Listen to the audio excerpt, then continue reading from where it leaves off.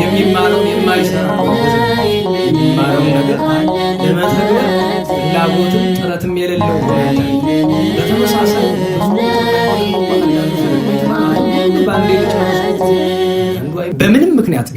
በምንም ምክንያት ቢሆን ራሱን ከሚገድል ሰው ሺህ ሰው የሚገድል ሰው ይሻላል። ሁለቱም ጥፋት ነው፣ አድርጉ እያልኩ አይደለም፣ ጸያፍ ነው። ግን የጭካኔ ሁሉ መጨረሻ ራስ ላይ የሚደረግ ጭካኔ ነው። አትሞክሩት ብቻ ሰውን አታስቡት ማለት በዚህ ዓለም አስቡት። ጸላይ ሰናያት ሁሉን ጨለማ አድርጎ የሚያሳየን ቀን አለ። ምንም ተስፋ የሌለ እግዚአብሔር በዙሪያችን የለ። በነገራችን ላይ እግዚአብሔር ከኛ ጋር መኖሩ የሚታወቀው እያንዳንዱ የምንጠይቀው ሲያደርግልን ነው። እንዴት ዋላችሁ? እስኪ ከነቢያት የጠየቀው ሁሉ የተደረገለት ማን ነው? እስኪ ከሐዋርያት የለመነው ሁሉ የተፈጸመለት ማን ነው? በየዕለቱ እያንዳንዱ እንዲያደርግ የሚሉትን ሁሉ ያደርግላቸው ነበር እንዴ? አይባልም እንጂ ብትጠይቁኝ እኔን ለምሳሌ ለምኜ የተመለሰልኝን ነገር ብትጠይቁኝ ብዙ ትዝ አይለኝም። ግን እኛ ጠይቀን ያልተመለሰው 2-3 ጥያቄ ነው ጉዳዩ። ሳንለምነው የተደረገ 10,000 ነገር ነው። በስመ አብ ወወልድ ወመንፈስ ቅዱስ አሐዱ አምላክ። በስመ አብ ወወልድ ወመንፈስ ቅዱስ አሐዱ አምላክ። በስመ አብ ወወልድ ወመንፈስ ቅዱስ አሐዱ አምላክ አሜን። ይትባረክ እግዚአብሔር አምላክ እስራኤል አምላክ አበዊነ ቅዱሳን ዘተሳሃለነ ወገብረ መድኃኒተ ለዘዚአሁ። ይቅር ያለን ለወገኖቹ ለምእመናን ሕይወትን መድኃኒትን ያደረገ የአባቶቻችን አምላክ የቸርነት ባለቤት ቸሩ እግዚአብሔር ከዚህ ሰዓት ከዚህ ዕለት ያደረሰን ስለ ቸርነቱ ስለ መሐሪነቱ ቅዱስ ስሙ የተመሰገነ ይሁን። እንዴት ዋላችሁ? እንዴት ሰነበታችሁ? ቸርነቱ ምሕረቱ ይቅርታው ለዘላለም የባሕርይ ገንዘብ የሆነ እግዚአብሔር አብ እግዚአብሔር ወልድ እግዚአብሔር መንፈስ ቅዱስ ለአምላክነቱ እንደሚገባ በድጋሚ የተመሰገነ ይሁን። ወላዲተ አምላክ ድንግል ማርያም፣ ቅዱስ መስቀሉ፣ ቅድስት ቤተ ክርስቲያኑ ያከበራቸው ቅዱሳን ሁሉ የተመሰገኑ ይሁኑ። እንኳን አደረሳችሁ። ቸሩ መድኃኔዓለም ከንጹሐን በረከት ያሳትፈን። ስብሐት ለአብ ወወልድ ወመንፈስ ቅዱስ ለዓለም ወለዓለመ ዓለም። መዝሙር 142 ቁጥር 1 እስከ መጨረሻው። አቤቱ ጸሎቴን ስማ፣ በእውነት ልመናዬን አድምጥ፣ በጽድቅህም መልስልኝ። ሕያው ሁሉ በፊትህ አይጸድቅምና ከባሪያ ጋር ወደ ክርክር አትግባ። ጠላት ነፍሴን ከቧታልና ሕይወቴንም በምድር ላይ አዋርዷታልና። ቀድሞ እንደሞተ ሰው በጨለማ አኖሩኝ። ሰውነቴ በላይ ያለቀችብኝ፣ ልቤም በውስጥ የደነገጠብኝ። የቀድሞውን ዘመን አሰብኩ፣ ሥራህንም ሁሉ አነባለሁ፣ የእጅህንም ሥራ አነባለሁ። እጆችን ወደ አንተ ዘረጋለሁ፣ ነፍሴም እንደ ምድረ በዳ አንተን ተጠማች። አቤቱ ፈጥነ ስማኝ፣ ሰውነቴ ያልቃለች፣ ፊትህንም ከኔ አትመልስ። ወደ ጉድጓድም እንደሚወርዱ አልሆን፣ አቤቱ አንተን ታምኛለሁና። በማለዳ ምሕረትህን አሰማኝ፣ አቤቱ ነፍሴን ወደ አንተ አንስቻለሁና። የሚሄድባትን መንገድ ምራኝ፣ አቤቱ ወደ አንተ ተማጽኛለሁና ከጠላቶች አድነኝ። አቤቱ አንተ አምላኬ ነህና ፈቃድህን ለማድረግ አስተምረኝ። ቅዱስ መንፈስህም በጽድቅ ምድር ይምራኝ። አቤቱ ስለ ስምህ ሕያው አድርገኝ፣ ስለ ጽድቅህም ነፍሴን ከመከራ አውጣት።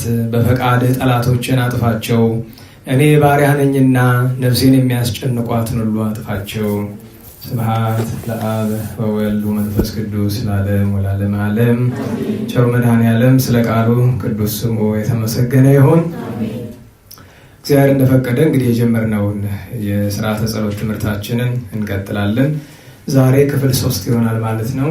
የነግ ጸሎት በሚል እግዚአብሔር እንደፈቀደ በጠዋት ሊጸለይ የሚገባውን ጸሎት እንማራለን፣ እንተረጉማለን፣ እንረዳለን። እንደ ቸርነቱ ቸሩ መድኃኔዓለም ሰምተን የምንጠቀምበት ፍሬ ክብር ፍሬ ትሩፋት የምናፈራበት ያደርግልን።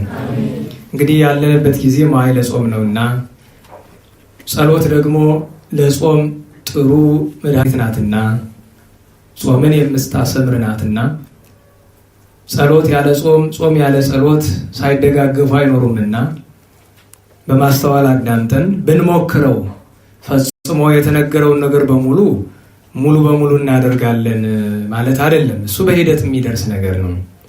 በአንድ ንጋት፣ በአንድ ዕለት ወይ በአንድ ቀን ሁሉ በጎ ስራዎች ተሰርተው ሊፈጸሙ አይቻልም፣ ይከብዳል። ግን መሞከር ነው። ባለፈው ሳምንት መንፈቀ ሌሊትን አይተናል። ዛሬ ደግሞ ነገን እናያለን። አንድ ክርስቲያን በጣም መፍጠንም የለበትም በጣም መዘግየት የለበትም ብለን ሁለቱንም እንደ ምክር እያነሳን ብዙ ጊዜ ተነጋግረናል። አንድ ክርስቲያን በጣም መዘግየት የለበትም ማለት የተማረውን ትምህርት ነገ እያለ ቢያሰነብተው ሞት ይቀድመዋል። አንድ ክርስቲያን ደግሞ መፍጠን የለበትም። ዛሬ የተማርኩትን በሙሉ ዛሬ ሰርቻለሁ አድራለሁ ብሎ ቢሞክረው የጠላት ጦርነት ይበዛበታል። ችኮላ ለሁሉም ነገር አስፈላጊ አይደለም። ሁሉም ነገር መደረግ ያለበት በመጠኑ በጊዜው። ትርጉሙ ሰፊ ቢሆንም በጥሬ አነጋገር እጅግም ጻድቅ አትሁን የሚል ኃይለ ቃል ትሰሙ ይሆናል አይደል? መጽሐፍ ላይ ጠቢቡ ሰለሞን የተናገረው አባባሉን እንዲሁ በቀጥታ ምን ተረጉሙ ባይሆንም እንኳ ምንም ነገር በመጠን ሲሆን ጥሩ ነው። በመጠን መጽሐፍ ሐዋርያው በመጠን ኑሩ ብሏል። ስጋዊ ብቻ ሳይሆን መንፈሳዊ መጠንም ሊኖረን ይገባል። ለምንድን ነው እንዲምትል ብትሉኝ አብዛኛው ክርስቲያን የሚማረውን የማይሰራ ነው። በዘመናችን የሚማረውን ነገር ለመተግበር ፍላጎትም ጥረትም የሌለው ሆኖ ይታያል። በተመሳሳይ ብዙ ቁጥር ባይሆንም እንኳ አንዳንዱ ሰው ደግሞ የተማርኩትን ሁሉ በአንዴ ልጨርሰው ብሎ አንዳንዱ አይምሮውን የሚስት አለ፣ አንዳንዱ ከሃይማኖቱ የሚወጣ አለ። ብዙ ችግር ነው። ደጋግም የምናገረው ነገር አለ አይደለም? የሕማማት 1000 ሰግዶ ከቤተክርስቲያን ወጣ ብዬ የምነግራችሁ ልጆች እያለን ምን አለ 40 80 100 200 ቢሰግድ የሰባቱን የጸሎት ጊዜያት አደርሳለሁ በአንድ ቀን ብለህ ብትል ችግር ነው። ከስ ብሎ ነው የሚደረስበት። በዚህ መንገድ ወደ ምናኔ ሩጠው የሚሄዱ ሰዎች አሉ። ያውም የሚገቡበትን መከራ ታውቃላችሁ። እገሌው ገሌ ያለ የምታውቁት ታውቁታላችሁ። በሞት ያጣናቸው ወንድሞች አሉን። በችኮላ ምክንያት ቸኮላ ወደ ምናኔ ሄደው አልቻል ሲል ተመልሰው መጥተው እንዲያ ብዙ ፈተና አሳልፈው ለሞት የተዳረጉ አሉ። ሌላ ችግር ብዙ ችግር ውስጥ የገቡ ሰዎች አሉ። እና በተለይ በጣም ችግር ያለ ከውጭው ወደ መካከለኛው ምስራቅ አካባቢ ያሉ እህቶቻችን ይህንን ትምህርትም ስለሚያዳምጡ በጣም ይቸኩላሉ። የሆነ ነገር ገጠማቸው ምናኔ ነው። በቃ የሆነ ታሪክ ሰሙ ምናኔ ነው።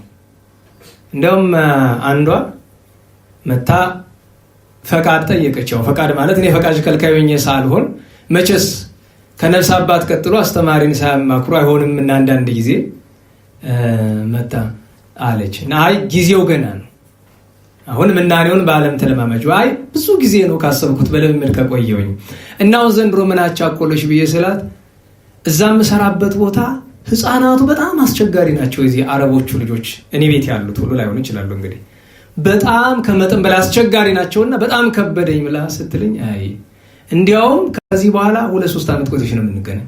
ለምን ስላት የህፃን ጠባይ መሸከም ካልቻለሽ ሰይጣንንም አትችይውም፣ ዝም ብለሽ ሂጂ። እነዚያን ህፃናት ገርተሽ የተመሰገነ ጠባይ እንዲኖራቸው ካደረግሻቸው በኋላ ነው መምጣት ያለብሽ ምናኔ ከፈለግሽ። አንበሳ የማያለምድ ሰው ምናኔ እንዴት ይሆንለታል? እንኳን ህፃን እና ብዙ ነገር አለ። ለምን እንዲህ ትለናለህ ብትሉኝ ሰሞኑን አንድ እግር ኳስ ተጫዋች ሞተ ተብሎ ዜና ሰማን አይደለም? እውነት ይሁን ሐሰት ይሁን አይታወቅም። ያው ያሟሟቱ ነገር አንዳንድ ወሬ ወጣ አይደል? መቼስ የዘመን ሰው ወዲያ ወዲህ ሞካክርና እምቢ ሲለው የመጨረሻ አንዲት ናት ጉልበቱ። እሷ ምንድናት? ራሱ መግደል።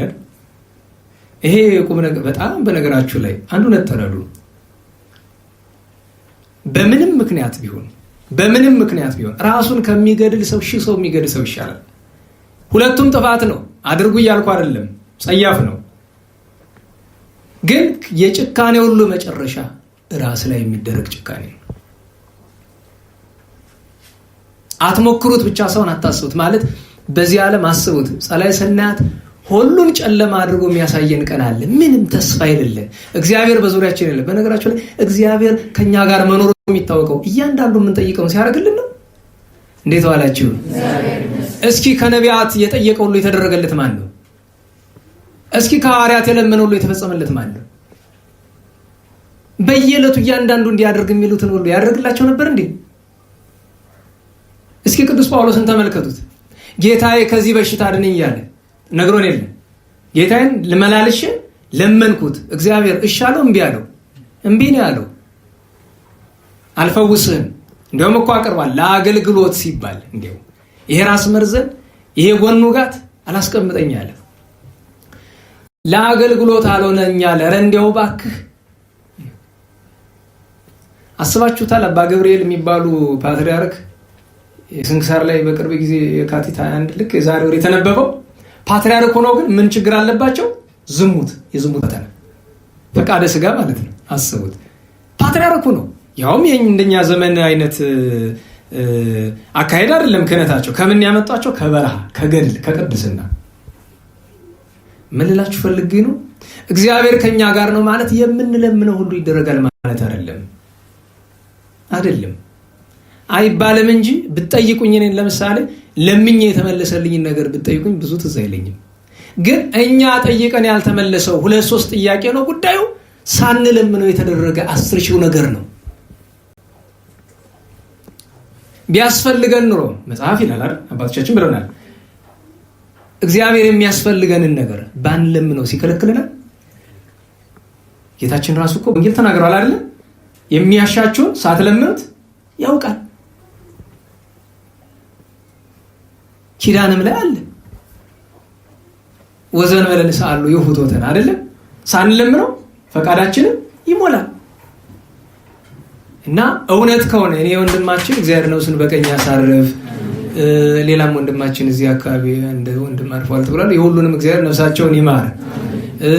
ክርስቲያን እንደነበረ እኔ ማለት ትኩረቴን የሳበው ለምንድን ነው? ከእመቤታችን ስዕል አድኖ ጋር ያለው ግንኙነት ፎቶ ለጥፈው ኋላ ደግሞ የመለያ የማሊያ ቁጥሩ 21 ነው። በእርግጥ በእውነት በእንደዚህ አይነት መንገድ ክርስትናን ለመግለጽ መሞከር ብዙ የዋህነት ነው፣ እኔ አይታየኝም።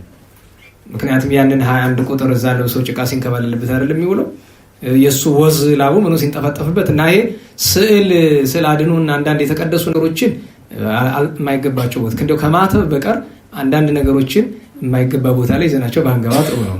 ምክንያቱም እውነቱን እነጋገር ከተባለ እግር ኳስ የጣዖት አንድ አካል ነው፣ እናውቃለን። ይሄ ነገር ብዙ ሰው ሊያበሳጨው ይችላል። በጣም ማትገምቷቸው ሰዎችም ተሰድበውሃል አሉኝ፣ ይስደቡኝ፣ ችግር የለውም። ባላዋቂነት ተናገረው እንዳይሉኝ ከነሱ የተሻለ ስፖርቱን አውቃለሁ፣ ባለሙያው ነኝ። የዘርፉ የጉዳዩ ሙያ ካላቸው ሰዎች አንዱ ነኝ፣ እሱ ችግር የለውም። ዋናው ትልቁ ነገር ግን እችን ነገር እንወቅባት። ደግሞ ከምንም በላይ አንድነት ተረዱ። ጸሎት ጸልየን ሲመለስልን ሳይሆን ደስ ሊለን የሚገባ ደስታው ምንድን ነው? ራሱ መጸለይ። ጸሎት ቢል ተናግሮ ስለ እግዚአብሔር አይደለም? ከእግዚአብሔር ጋር ከመነጋገር በላይ ምን የሚያስደስት ነገር አለ ወገኖች? በጣም የሚያስደስት ነገር እኮ እግዚአብሔር አስባችሁታል? እንዴት ባላችሁ። አሁን በዚህ ዘመን ዝነኛ የሚባሉ ሰዎች የሀገር መሪ ሊሆን ይችላል፣ ይሄ ሴሌብሪቲ ሊሆን ይችላል፣ ኳስ ተጫዋች፣ ዘፋኝ ምናምን በቃ ሰው የሚያደንቀው ከዛ ሰው ጋር ሄዶ ከጎኑ ስለቆመ ብቻ ደስታ አይሰማው? እዚህ ቤት ነግሬያቸዋለሁ። አንድ የአርሰናል ተጫዋች መጥቶ አንድ ህንድ ያለች የሰርቨር ወዳጅ ያው የህንዱ እምነት አባኝ ናትና በእምነት ጉዳይ ላይ እንዲያው ልቧ ሀገር ስለሆነ ብትመለስ ብዬ እንዳቤት ነች እናወራ ነበር። ድሮ ነው ቆይቷል። የት ነህ ስትለኝ የሆነ ቦታ። ምን ልታደርግ? ለኢንተርቪው ተልኬ። ማንን ነው ቃለ መልስ የምታደርግ? አይ ማርቲን ኬሆን ይባላል።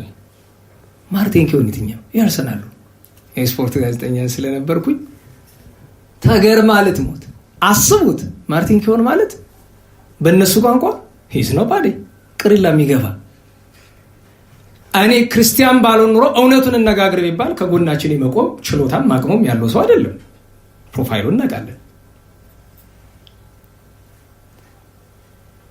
እና የሚገርመው መጀመሪያ ሄንሪ ነው ሊመጣ የነበረ፣ ቴሪ ኦንሪ ነበር የሚመጣና ሰው ጉጉት ሊሞትና አላምንህም፣ ፎቶ ተነስተላክልኝ፣ እንዳንተ እድለኛ በዚህ ዓለም የለም ስትለኝ ምን ብዬ ላስረዳት? ሂንዱ ናት፣ ክርስትና አታውቅም። ምክንያቱም የት ነው የምትኖር አለችኝ። ቤተክርስቲያን ቅጥር ግቢ ውስጥ ነው የምኖር። እንዴት ያለ መቃብር ላይ? አንተ የምታምነው ጃይኒዝም ነው ማለት ነው?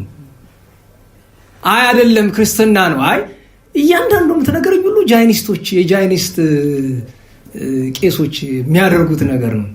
ቀላል አይደለም ለማስረዳት። ኋላ ደከመኝ ቀረ ሁሉም። አስቡት፣ አንድ ሰው ዝነኛ የተባለና ምንም ቁም ነገር የሌለው። በነገራችሁ ላይ አልበርት አንስታይን አንድ ሰው ቢያገኘው ምንም እንኳ በሃይማኖት መለኪያ የረባ ሰው ባይሆንም የሆነ እውቀት ግን አለው አይደል? ለኛ አእምሮ ለስጋው አእምሮ ጭንቅ የሚል የሪላቲቪቲ ቲዮሪ ያጠና ሰው ነው። እሺ እኔ ዘፋኝ፣ የፊልም አክተር፣ እግር ኳስ ተጫዋች፣ የምናምን ተጫዋች የሚባሉ ሰዎችን በማናገራችን ብቻ ደስ የሚልን ከሆነ የሰማይ የምድር ፈጣሪ እነዚህ ቅሪላዎች ጭምር ፈጣሪ ክርስቶስ መድኃኔዓለምን ከማናገር ላይ ምን የሚያስደስት ነገር አለ? እንዴት ዋላችሁ? ከመቀደስ በላይ ማህሌት ከመቆም በላይ ጸሎት ከማድረስ በላይ ምን ተድላ አለ? ይሄ እኮ ነው ደስታው። መልሱንማ ባለቤቱ በፈቀደው ጊዜ ያመጣዋል። ደግሞ አንዱነት ተረዱ። አረ እኔ ያለ ጊዜ ለምኜው አልመለሰልኝ አይደለም። ለምን ያ ጸሎት ለረጅም ጊዜ በተጸለየ መጠን ልክ ባንክ እንደሚቀመጥ ገንዘብ አስቡት አይደል? ዝግ አካውንት ታውቃላችሁ እናንተ? ዝግ ጭንቅላት ነው የምታውቁ። ዝግ አካውንት ይባላል አይደል? ዝግ አካውንት ሁለት ጥቅም ነው ያለው አይደል? አንደኛው ራሱ ባለቤቱ ገንዘቡን ማንቀሳቀስ አይችልም። ሁለተኛ ለባንክ ውል ከፈረማችሁ ወለዱ ባለሙያ ያለን ጨመራል አይደል? የሆነ አለው ውል ተወስዷል በአመቴ ነው ያለ። የዚያን ያክል ተጠራቅሞ ነው የሚመጣ። ጸሎታችን መልሱ በዘገየ መጠን እንደዚያ ሆኖ ነው የሚመጣ እና እሱ እንድናስተውለው ያስፈልጋል ለማለት ነው። እግዚአብሔር በቸርነቱ ማስተዋሉን ያድለን። አሁን ትንሽ ወረድ ለማድረግ ድምፄን አንድ ታሪክ ልንገራችሁ። የዛሬ 93 ዓመት በ1923 ዓመተ ምህረት በዚሁ ሰሞን አዲስ አበባ መካነ ስላሴ የሚባል ቤተክርስቲያን ታውቃላችሁ? አዲስ አበባ በዛሬ ስሙ ስለሚከብድ ብዬ ነው። ካቴድራል ምናምን ትይሉታል አይደለም? መካነ ስላሴ ታውቃላችሁ? መካነ ስላሴ ወሎ ነው የነበረው በእነ አፄ ናኦድ ዘመን፣ በእነ አፄ ልብነ ድንግል ዘመን። ምክንያቱም አፄ ናኦድን ዘሐነጽ አለ መካነ ስላሴ አይደል? መካነ ስላሴ ነው አላገራኝ ሲያጠፋው አይደል? በእግዚአብሔር ጥበብ ሄዶ አዲስ አበባ መሀል ላይ ተቀምጧል። ታቦቱም እሱ ነው። እንድታውቁት መካነ ስላሴ የዛሬ 90 ምናምን ዓመት ተቃጥሎ ነበር ውስጡ መቅደሱ መንበሩ አመዱ ነው። ታቦቱ ግን በተአምራት ምንም አልሆነም። እና እዚያ መካነ ስላሴ ዛሬ ቅድስት ስላሴ ካቴድራል የሚለው ስፍራ ላይ 3 ድሆች ክርስትና ያላስነሱ ይመጣሉ። 2 ወንድ ነው የወለዱ፣ አንዷ ሴት ነው የወለደች። ክርስትና ሊያስነሱ መጥተው ከግቢው አትገቡም ይባላል። ዕለተ ሰንበት ነው፣ እሑድ ነው። አትገቡም ይባላል። ተከለከሉ። ከባድ ነው። ክርስቲያን ቤተክርስቲያን መጥቶ ከዛ ምንድነው ተብሎ ሲታይ ለካ ንጉሠ ነገሥቱ አፄ ኃይለ ሥላሴ ግርማዊ ጃንሆይ እዛ ውስጥ አሉ። ግርማዊ ጃንሆይ ደግሞ እዛ ውስጥ ያሉ ምን ለማድረግ ነው? በአጋጣሚ ልጃቸው ክርስትና ለማስነሳት መጥተው ነው እሳቸው ንጉሠ ነገሥቱ። እና 3 ድንኳን ተጥሎ አንዱ መኳንንቱ መሳፍንቱ አሉበት፣ አንደኛው ክርስትና የሚነሳበት ስፍራ ነው፣ አንዱ ወይዛዝርቱ ያሉበት ነው። ከበሩ ፊት ለፊት ድንኳን ተጥሎ ይነሳል። እና በዚህ ጭቅጭቅ መካከል የኋላው ባለስልጣን እና ደጃዝማች የዛን ጊዜው ልጅ ከበደ ተሰማ ሩጠው መጥተው ለጃንሆይ ሹክ ይሏቸዋል። ምንድን ነው ሲሏቸው፣ አይ 3 ድሆች ክርስትና ያላስነሱ በር ቆመዋል እና በፕሮቶኮል ምክንያት ተከልክለዋል ብሎ ሲሏቸው ንጉሱ እንዲህ ገረማቸው። ይሄ እኮ የስላሴ ደጅ ነው፣ ንጉስ አለ ተብሎ እንዴት ዳ ይከለክላል? አስገባቸው። ሲገቡ አስቀረቧቸውና ክርስትና ማን ነው የሚያነሳ አሏቸው። ድሃንን የሚያነሳልን የለም። እንኪያስ 2 ልጆቻቸውን ጠሩና የበኩር ልጃቸው አልጋ ወራሹን አንተ ይሄን አንሳ፣ እኔ አንዱን አነሳለሁ። ሴት ልጃቸው ደግሞ ልዕልት ተናኘ ወርቅ አንዱን አንሺ። 3ቱንም አነሱ። እሳቸው ያነሱት ካህኑን ጥበበ ስላሴ በልልኝ ብሎ ጥበበ ስላሴ ተባለ። ለወላጆቻቸው ብዙ ገንዘብ ሰጥተው ክርስትና ራሳቸው አንስተው ሰደዋቸዋል። እና ስለ አፄ ኃይለ ሥላሴ ጥሩ ትዝታ እንዳይኖረን ብዙ ስለተሰራ በጣም ብዙ መልካም ነገር የነበራቸው ንጉሠ ነገሥት ናቸው፣ እንወቃቸው ብዬ ነው። እነዚህ ድሆችም በእርግጥ እድለኛ ናቸው አንልም። እድለኝነት ከአብራከ መንፈስ ቅዱስ መወለድ ነው። ግን የንጉሥን ደግነት ጸሐፊው ይህንን ታሪክ የጻፈው የአፄ ኃይለ ሥላሴ ታሪክ ጸሐፊ ሕፃናቱ በጣም የታደሉ ናቸው ይላል። አዎ በስጋዊ እይታ የንጉሥ ክርስትና አባት ብዙ አላየንም። እንግዲህ ጥሩ ሊሆን ይችላል። እንደ መንፈስ ቅዱስ ግን ስላሴን የመሰለ አባት እያላቸው ምድራዊ ንጉሥ ቢያነሳ ብርቅም የለውም። የእሳቸውን ደግነት ግን እናደንቃለን። አስገብተው ክርስትና አስነስተው ራሳቸው ክርስትና አንስተዋል። ድሃ ነኝ የሚያነሳ የለም ቢሉ እኔ ያነሳለሁ ብለው ኃላፊነት ወስደዋል ይባላል።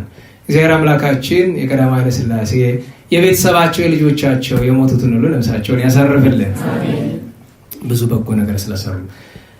ነግ ምንድን ነው ከተባለ ነግ ማለት ንጋት ማለት ነው።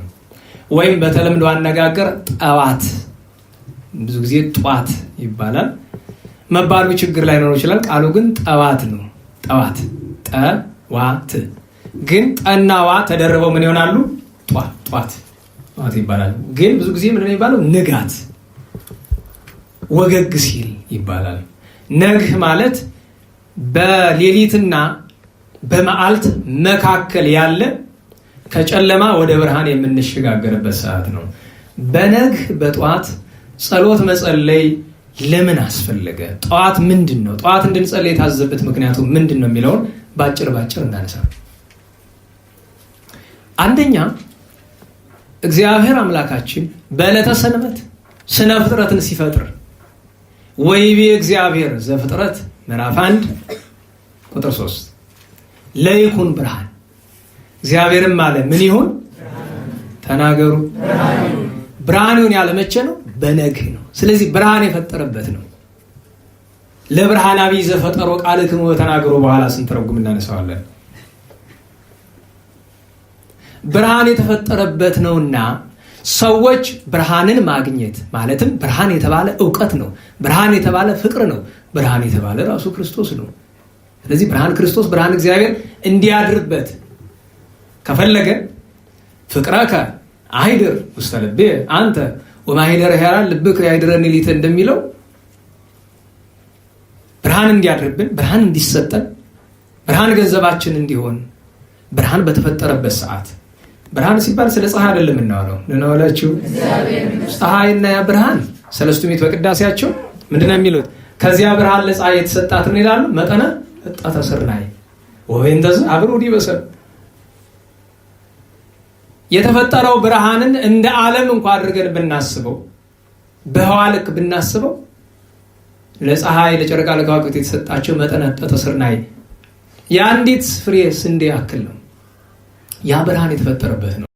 ሁለተኛውንም እንደገና ፀሐይ ጨረቃና ከዋክብት በሌሊት ከሰርግ ጀምሮ በረቡዕ ፀሐይ የተገለጠችበት ነው።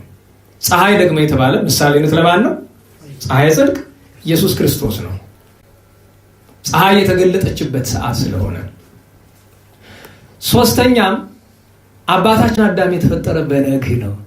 ታውቃላችሁ፣ ሰው በተፈጠረበት ሰዓት ካላመሰገነ ፈጣሪውን ካልለመነ መቼ ሊያደርገው ነው? ለዚያ ነው አባቶቻችን ምን ብለዋል? በነግህ በጠዋት ማንኛውም ሰው ቤተ እግዚአብሔር ይሄድ፣ ኢየሩሳሌም ሳትሰሙ በማየ ዮርዳኖስ ሳትጠመቁ አትዋሉ የተባለበት ምክንያት እሱ ነው። በጠዋት በነግህ ማንኛውም ክርስቲያን ቤተ እግዚአብሔር መገኘት አለበት። በነገር ላይ ይሄ ሞባይል ምንድነው ተፈጥሮ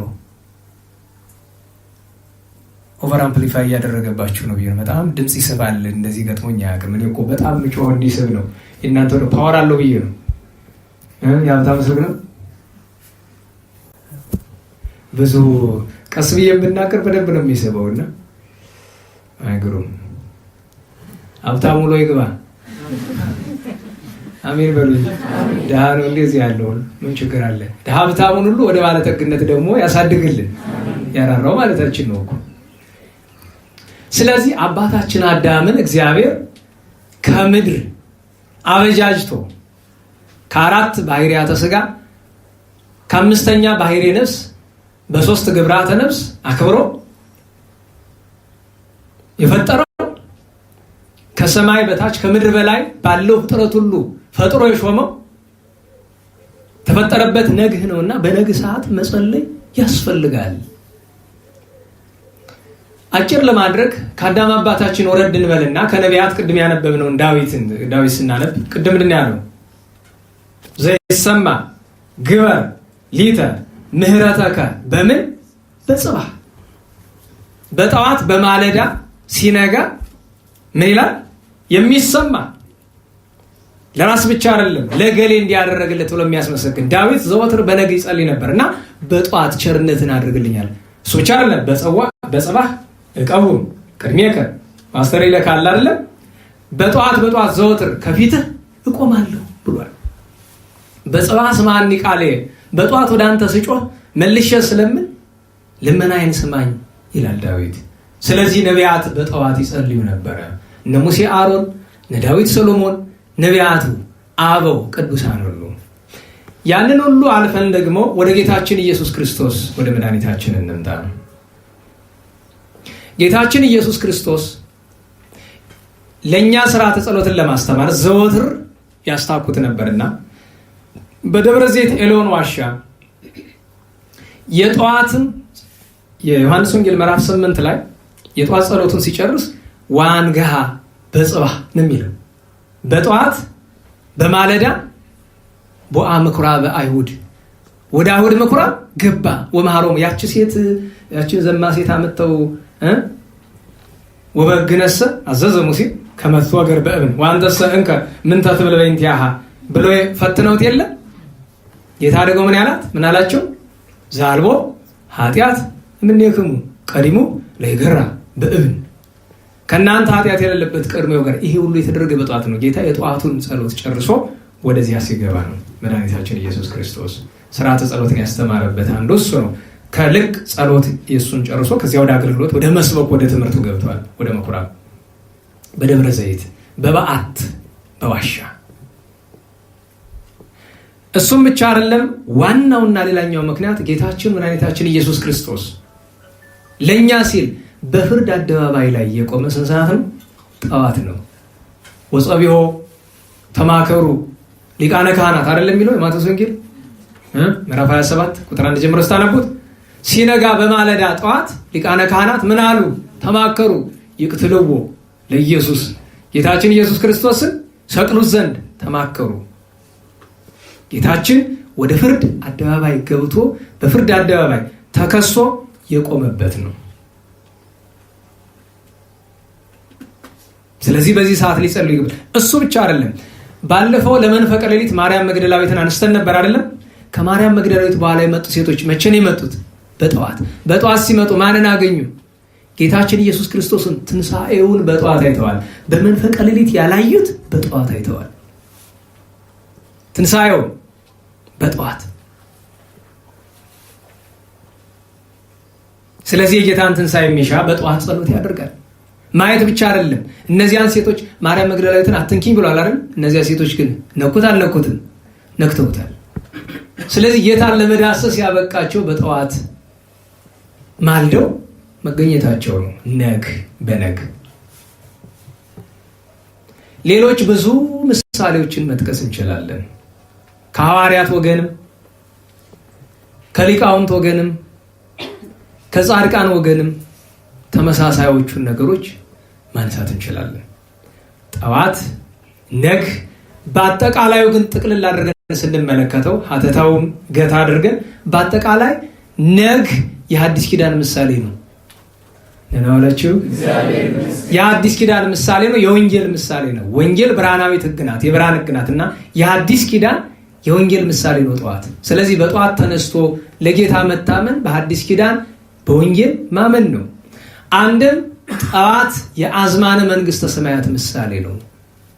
ከጨለማ ወደ ብርሃን ማለት ከዚህ ዓለም ወደዚያኛው ዓለም ወደማያልፈው ዓለም የምንሄድበት ጊዜ መገለጫ ሆኖ ተነግሯል። ስለዚህ በጠዋት ጸሎትን ማድረስ ያስፈልጋል። እነዚህ ሁሉ በተለይ ግን ከነዚህ ከተነጋገርናቸው ነገሮች በሙሉ በዋነኝነት ትኩረት የምንሰጥባቸው ሶስቱ ናቸው አይደለም?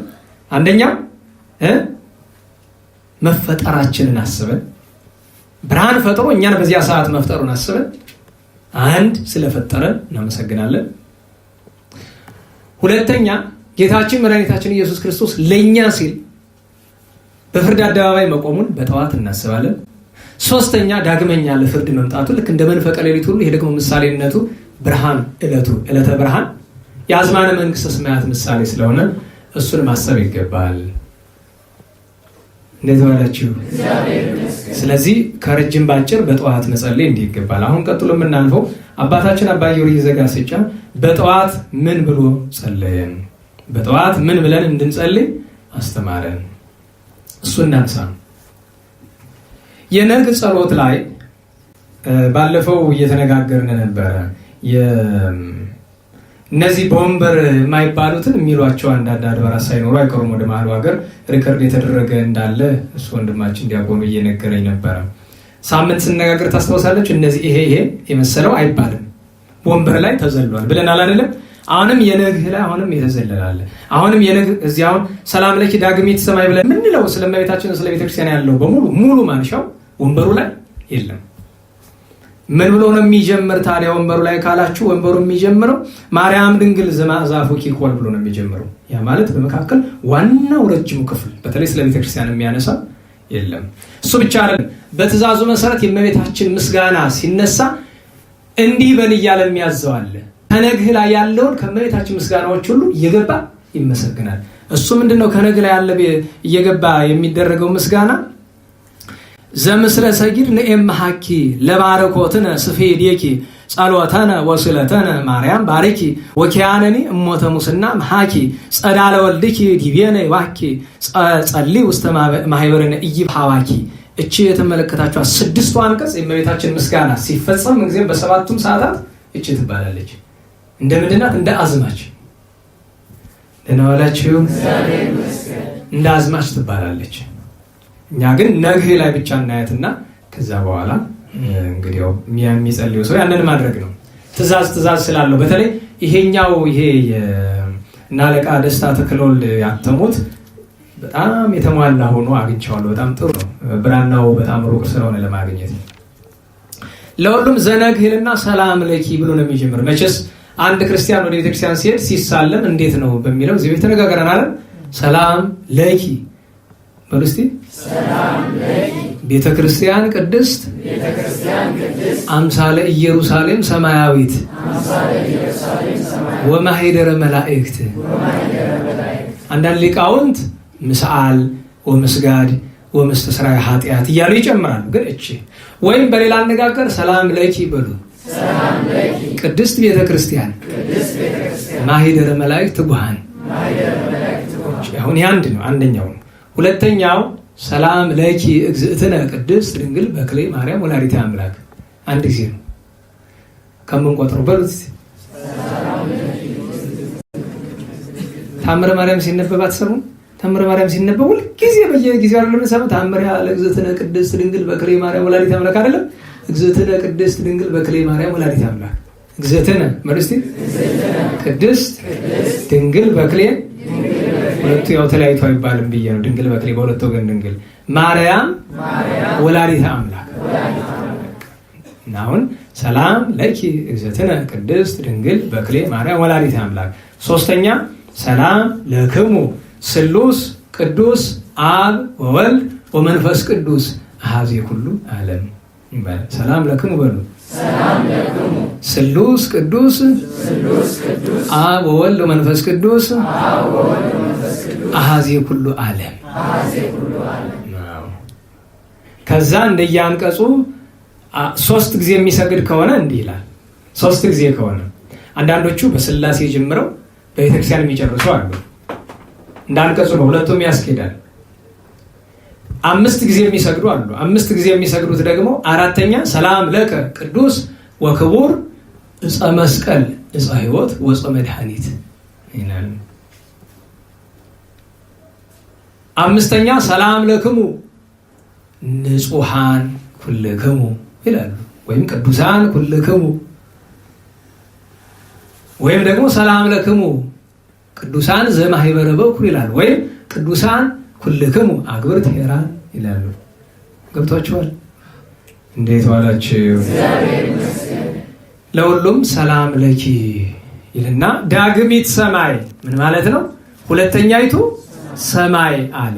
ውዳሴ ማርያም ላይም አለ ሁለተኛይቱ ሰማይ አለ። የመጀመሪያይቱ ሰማይ ወይም የመጀመሪያይቱ ጠፈር ፀሐይ፣ ጨረቃ፣ ብርሃናት ከከዋክብት ብርሃናት የሚመላለሱባት እመቤታችን ደግሞ አማናዊት ሰማይ አማናዊት ጠፈር ሁና ፀሐይ ጽድቅ ኢየሱስ ክርስቶስን ስላስገኘች ሰላም ለኪ ዳግሚት ሰማይ ሰላም ለኪ። ባለፈው ሳምንት ወንድማችን ዜማውን ጨምረ አለ። ኦሮ አንደኛ ከባድ ነው ዜማው። ለራሴ የምትሆን እንደው ተደብቄ ልጅ ሆኖ እንጂ በአደባባይ አልደፍረውም የዚህን ዜማ። ለምን? ሶስት ወገን ነው። በግዕዝም አለው በዝልም አለው በአራራይም አሉ። አባ ጊዮርጊስ እንዲህ ነበር የሚያመሰግናት፣ ልክ እንደ ቅዱስ ኤፍሬም ማለት ነው። ማለት የቅዱስ ኤፍሬም ድርሰት ቅዱስ ያሬድ ዜማ ሲሰራለት በሶስቱም ሰርቶለት እየመላለሰ ትርጓሜ ላይ ሰምታችሁታል። በዕለት ሰነት ይላል በግዕዝ በእዝል እዝል ቢሉ ያው ግራ እንዳትጋቡ እዝል የሚላሉ እዝል የሚላሉ በአራራይ በሶስቱም መልስ ያለች የእሑድን ምስጋና ሲጨርስ መልስ ብላ በዜማ ይህን ግን ያለችው ቅዱስ ኤፍሬምን ሳይሆን ማንን ነው? ቅዱስ ያሬድን ነው ይላሉ አባቶቻችን። እየመላለሰ እየጣፈጠው መልስ ያደርስላት ነበረ። ዳግሚት ሰማይ ሰላም ለኪ አለ። ማርያም ሙጽአ ፀሐይ አለ። ዳግሚት ሰማይ ያልንሽ እኮ ፀሐይ ጽድቅ ኢየሱስ ክርስቶስ ከአንቺ ስለተወለደ ነው። ሰላም ለኪ አንቀጸ መድኃኒት አለ። በጥሬ ዘሩ የመድኃኒት በር ቢመስልም በምስጢሩ የመድኃኒት እናቱ ማለት ነው። አንቀጸ መድኃኒት ማለት መድኃኒት የተገኘብሽ። ሙዳይ እፍረት ሰላም ለኪ የሽቱ ሙዳይ አባቶቻችን ምን ይላሉ? የሽቱ ሙዳይ ሽቱ ተቀምጦባት ይኖርና ኋላ ሽቱ ለአገልግሎት ያወጡታል አይደለም። ዘላለም ግን ሙዳይዋ ምንድነው የምትሸት? ሽቱ እመቤታችን ጌታ ከወለደች በኋላ ለዘላለም መዓዛ መለኮት ከእሷ ጋር ስለሆነ ሰላም ለኪ ገነተ ትፍስሕት ቅዱሳን ተድላ ደስታ የሚያደርጉብሽ የደስታ ገነት ማርያም ሆይ ሰላም ለኪ እመ እግዚአብሔር ጽባኦት ሰላም ለኪ የአሸናፊ የእግዚአብሔር እናቱ ሰላም ላንቺ ይሁን አለና ቅድም ያልኳችሁ ከዚህ በኋላ ነው የሚመጣ አዝማችሁ ዘምስለ ሰጊድ ንኤምሃኪ ይላል። እየሰገድን እጅን ነሳሻለን እናመሰግንሻለን። ለባረኮትነ ስፍሄድኪ እንኪያስ እኛን ተባርኪ ዘንድ ምንሽን ዘርጊ እጅሽን ዘርጊ። ጸሎተነ ወስለተነ ማርያም ባርኪ የምናቀርበውን ጸሎት ምልጃ ድንግል ማርያም ባርኪልን። ወኪያነኒ እሞተ ሙስና መሃኪ እኛንም ከጥፋት ከሞት በርራይሽ አድኝን። ጸዳለ ወልድኪ ዲቤነ ይባኪ የልጅሽ ነጸብራቀ ብርሃኑ የቸርነቱ ብርሃን በእኛ ላይ ይብራ አለ። አዋከ ይሌለ ዲቤነ ይባኪ አለ። ጸልይ ውስተ ማይበረነ ይባ ሐዋኪ ወደ ማይበራችን ውስጥ ሁከት ፈጣሪ እንዳይገባ። ይሄ ሁከት ፈጣሪ ሰይጣን ነው አይደለም? እሱ ያደረበትም ሰው የሆነ ማይበራችን ታውቃላችሁ አይደለም? ማይበራት በጣም ትልቁ ችግራቸው አዋኪ ማለት አዋኪ ሴት ትሆን ይሆናል። ሴት እንዴት አድርጋ ለምታወክ በሉ እየተቀባባች ሽቱ ምናምን የረጨች መልኳን በደንብ እያሳየች ተገላልጣ ትመጣለች። ምን ማለቷ ነው? እዩኝ ተሰናከሉ ማለቷ ነው። ምን ትባላለች? ሁከት ፈጣሪ ትባላለች። እንዲህ ስታደርግ ለራሷ በትውዝፍት በምንዝር በአመንዝራነት ተጠቅታ መቼስ በዚህ ዘመን እንደምታውቁት ማህበራት በሉ ሰንበት ትምህርት ቤት ምን በሉ ችግር ነው። ወንዱሳ ሁከት ፈጣሪ የሚሆነው ምንድነው? ታስታውሳላችሁ? በ2000 ዓመተ ምህረት 2000 ላይ 17 ማህበራት በርግጥ 2002 ጥቅምት 5 አይደል እናንተ ጥቅምት 5 የነበራል አሁን ሲመሰረት መጀመሪያ ሲመሰረት የነበረ የለም። በኋላ ነው የመጣ አንተ ነበርክ ወደ ሰከንድ ነው ብለው የዚህ ሁሉ መነሻ 2000 ዓመተ ምህረት የነበረው እንቅስቃሴ ነው አይደለም? መነቃቃት ይባላል። ስሞል ላይክሊ የእናንተ እንግሊዝኛ ምን ነው የሚመጣ ልማር ብላችሁ ምን ሆኜ እውነቴን ነው። እንግሊዝኛ የቀላቀለ የሚያወራ ሰው እንግሊዝኛ እንደማይችል ታውቃላችሁ። በቃ መግለጫ ነው። አንድ ሰው በሌላ ቋንቋ ላይ እንግሊዝኛ ተቀላቀለ አይችልም። ጥራዝነት ተቀባል የለ ለማስመሰል እየሞከረ ነው የሚችል ለመምሰል። ወደ ዋና ጉዳይ ልመለስና እነዚህ ሁሉ ማህበራት አብዛኛው 17 ማህበር ተቋቁመው ዛሬ በህይወት አለ 2 ወይ 3 እንደሆነ እንጃ እኔ እርግጠኛ አይደለሁም። አብዛኛው የፈረሰ በምን ምክንያት ነው? በሁለት ምክንያት አይደል? ግማሹ በሴት ግማሹ በቲሸርት አይደል? ነው የፈረሰ እናውቀዋለን። እገሌ ናት ጉባኤ መጣ። ኧረ በሞት የተዛለኝ አንድ ነገር ደግሞ እኮ ሳስቡን የሰነበትኩ ይሄ ሁላችሁ ይህንን መልእክት የምናገረው ለእናንተ ብቻ ሳይሆን በውጭ ላሉትም ጭምር ነው። እስኪ ያስቡት። የዝክረ ቅዱሳን አባል ነን እያሉ ከውጭ ያሉ ወንድሞቻችን ገንዘብ የሚሰርቁ ሰዎች አሉ። የተወሰናችሁትን መላቃችሁ እንዳይመስላችሁ። ጥፋቱ በእርግጥ እናንተ አይደለም፣ እዛ የሚያደርጉላችሁ ሰዎች ነው። ውጭ ላሉ ሰዎች ግን እችን እውነት ልንገራችሁ። አንደኛ ለአዝማሪ ለዘዋሪ ገንዘብ እንደምትሰጡ ማረጋገጫ ያገኘው ቀን መብቴ ይችላል ከዝክረ ቅዱሳን አስወጣለሁ። ማስወጣት ምን ማለት እንደሆነ እናንተ ስለማታውቁ በራሴ ፈቃድ ብቻ አይደለም ለምነግረው እነግራለሁ። ስንት ደሃ እየተቀጣ ለማንም አዝማሪ ዘዋሪ ዝክረ ቅዱሳን ተማሪ ነው ይለኝ የሚል ምን ብላችሁ ነው የምትሰጡ? አንድ እውነት ልንገራችሁ። አንድ ሰው የዝክረ ቅዱሳን አገልጋይ መሆኑ የሚታወቅበት እንዲሁ መጨረሻ የሚባል አንድ የሚታወቅበት ምንድነው ታውቃላችሁ? የራሱ ሊሆን አይሻ ልንገራችሁ። ቢርበን እንኳ ከሰው ገንዘብ አንጠይቅ። ይህን ማወቅ አለባችሁ። እኔ ልንገራችሁ፣ ዛሬ እየተሳደብኩኝ እየተቆጣው አስቆምኩ እንጂ በየቀኑ ነው ገንዘብ እንላክልህ። የውጭ ሰው ግማሹ ብልጥ ነው፣ ግማሹ ደግሞ ጅል ነው። ገንዘብ እንላክልህ፣ በነገራችን እንላክልህ የሚሉ ሰዎችን እሺ ብዬ ብቀበል በሳምንት እርግጠኛ ነኝ ያ ባዶ የግል አካውንት እርግጠኛ ነኝ 3-4 ሚሊዮን ብር ይገባበታል። ስለዚህ አንድ ሰው ገንዘብ ስጡኝ ብሎ ከጠየቃችሁ ለእናንተ አይደለም፣ እናንተን ማን ይጠይቃችኋል? ውጭ ላሉት ነው። ከጠየቃችሁ ይሄ ሰው አንደኛ የዝክረ ቅዱሳን አባል አይደለም፣ ሁለተኛ ሌባ ነው፣ ሶስተኛ እዘኑለት፣ ጋኔን አድሮበታል። ቢረበው እንዳትሉኝ፣ ቢረበው መጥቶኛል ይጠይቃል። ምን እዛ አስኬደው ገኔ ሶሮታል። እሱ ብቻ አይደለም፣ ቅሬታ የምታቀርቡ ሰዎች አላችሁ አሉ። አስቡት የሰውን አረመኔነት። ዝክረ ቅዱሳን የተወሰነ ገንዘብ ምንጊዜም ይኖራል አለ በቋሚነት። ስራው ምንድን ነው? የተራቡ አባቶቻችን ቀለብ የምንሰፍርበት፣ ነዳያንን የምንመገብበት እና የአብነት ትምህርት የምናቋቋምበት ነው አይደለም? ለምንድን ነው ዝክረ ቅዱሳን ላይ የተቀመጠውን ገንዘብ አውጥቶ የማይሰጠንና ስራ ማንፈጥርበት ስራ ማንሰራበት ብሎ እኔ ስም ዝርዝር ስጡኝ ብያለሁ። ያገኘው ቀን ይሄ ቤተክርስቲያን አካል መሆኑ ነው እንጂ በአፍጢም ነበር ማስደፋ። ነውረኛ ባለጌ ደግሞ ስትጠይቅ እኮ ለማፈር ባለጌ። እንደዚህ ብለህ ለማን እንዳልክ ታውቀዋለህ። እንዲህ ያላችሁ ሰዎች ወንዶች ናቸው፣ እኔ ሴት አልሰማሁም። ዱርዬዎች ናቸው። በጣም ባለጌነት ነው። እኔ ልንገራችሁ፣ እዚህ ተቀምጣችሁ የምትበድሉን ሰዎች አላችሁ። ምንም ብዬ አላቅም። ጠንቋይ ቤት ሄደህ እንኳን በስሜ ጠንቋይ የምትመትት ሰው አውቃለሁ። መካከል የተቀመጠ ግን ልጆች እናባረር ብላችሁ ይል ባለፈው አይሆንም። እኔን ስለበድልክኝ አላባረርም።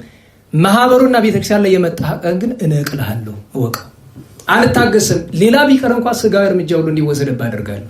አይምሰልም። አውቃለሁ። ማናውቅ አይምሰላችሁ። ብዙ ኃጢአት ስላለብን ስርየት ፈልገን ነው ዝም የምንል። እግዚአብሔር ይቅር ቢለኝ ብዬ ነው እንጂ እዛው ተቀመጥክበት ጠንቋይ ቤት ፎቶ እንዲያነሳ አደርጋለሁ ከፈለግ። ነውር ነው፣ ባለጌነት ነው። ስለዚህ እኔ እንደዚህ ብሎ የሚያወራችሁ ሰው ካገኛችሁ አማትባችሁበት ሄዱ። እንዴት አይነት ነውረኝነት ነው? እንዴት ነው የድሃ ሰው ገንዘብ ልብላ ብሎ አንድ ሰው? ውጭ ያሉ ሰዎችስ ምን አይነት ጅሎች ቢሆኑ ነው ለአዝማሪ ለዘዋሪ ለሌባ ዱቄት አይሸከም? ገንዘቡን የዝክረ ቅዱሳንን እንዲህ በዋዛት አንስቶ መጠቀም ቢገባ ካንተ ፊት ያልተጠቀምበትም ነበር። እንዳንተ ተኝቻ አይደለም እንዴው ስንት መከራ አሳልፌበት። ህሊና ቢሶች አንሁን። እኔ እውነቴን ነው ከሰማው ቆይቻለሁ። ከዚህ በኋላ አድራጊውንም ተቀባዩንም ሰው እኔው ተናግሬያለሁ። እንዴት አይነት ነውረኞች ናችሁ እንዲህ ያደረጋችሁ ሰዎች፣ እንዲህ የምትሉ እንዲህ የምትናገሩ ሰዎች። ይሄንን ስላችሁ ግን ከኔ ጋር የምትሰሩ ልጆችን አይደለም። ከኔ ጋር ኮንታክት ያላችሁና አንዳንድ ነገሮች አሉ። እሱ የራሴ አሰራር ነው። ስለናንተ አይደለም ማወራ። እናንተ ሞራል አይደለም ጉዳዩ፣ እሱ አይደለም፣ ሌሎች ናቸው። በጃዙርስ ደግሞ እኮ የድፍረታቸው ድፍረት ጠይቅልን ብሎ ሰው ልከው እኮ ነው። ታውቃላችሁ፣ ዝክረ ቅዱሳን ላይ ቅንጣት ታክል ዋጋ ከፍላችሁ አታውቁም እንጂ ዋጋ ብትከፍሉ እንኳን ማለት ነው እዚሁ ድፍት ትላላችሁ እንጂ 70 ሳንቲም አልሰጣችሁም። ዝክረ ቅዱሳን ውስጥ በትክክል ያገለግሉ ልጆች እኮ የሁለት እጅን ጣት አይሞሉም። አገልጋይ የምላቸው ሰዎች። ሌላ መተህ ስለተማርክ ያገለገልክ ይመስልሃል እንዴ? በየገዳማቱ የሚንከራተቱ ልጆች ጥቂት ናቸው አውቃለሁ። እዚህ ለነዳያን የሚያደርሱ ልጆች ጥቂት ናቸው። ሌላ ምን እሰራለን? እውነት አገልጋይ ብትሆንማ ፈተናችን ብትጋራው ጥሩ ነበረ። ስቃዩን ሰቆቃውን ብትጋራው ጥሩ ነበረ። እና በእውነቱ እኔ መሀል ላይ ትዝ ብሎኝ ነው ከልቤ ነው። በጣም ነው ያዘንኩኝ። ነውር ነው። እዛም በውጭ ዓለም ያለ ሰው ከእኔ በሰው ገንዘብ አላዝም፣ የፈቀዳችሁትን አድርጉ። እሱ ለነፍሰ ገዳይስ የሚሰጥ ሰው አለ አይደል? እንኳን ለዝማሬ ለዘዋሪ። እንዴት ዋላችሁ? እንግዲህ የሁሉ የመጣ ውስተ ማህበረነ ኢይባ ሐዋኪ የሚያውክ ወንድም ይሁን ሰይጣን ያደረበት ሴትም ይሁን ስራዬ ብሎ ለማወክ የሚመጣውን ሰው እኮ ነው። በቃ ማህበራችንን ጠብቂልን። የሚያውክ ሁከተኛ ማህበር የሚያፈርስ ሰው አይምጣብን፣ መድኃኒዓለም አያምጣብን።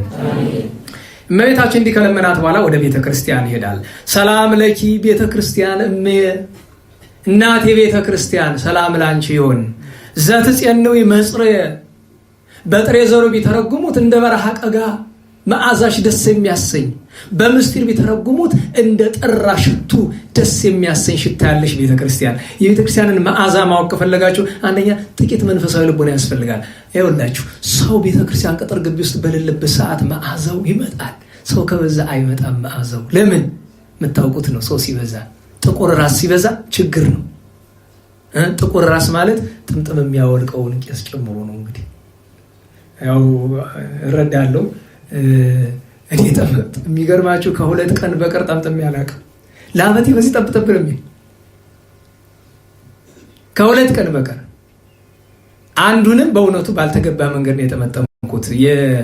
የዲግሪ ቴሲስ እየሰራነ ድራማታይዝ አድርጉት ተባለ እና በቃ ግዴታ ሆነ። ቆይቷል በ10 ምናምን ዓመት በፊት እና ድራማታይዝ ሲደረግ የካህን ገጸ ባህሪ አለ ማን ይስራው እና ባለሙያው አንተ ስራው የዛን ቀን መጥቼ ግን ከካህናት እግር ወድቄ አስፈቅቼ ነው ሐላም መጥቼ ያው ለካህንተን አዝዤበታለሁ። ማለት ካህንን መስሎ ድራማ መስራት እኔ አይታየኝም። ማንንም መስሎ ድራማ መስራት ድራማ ነው።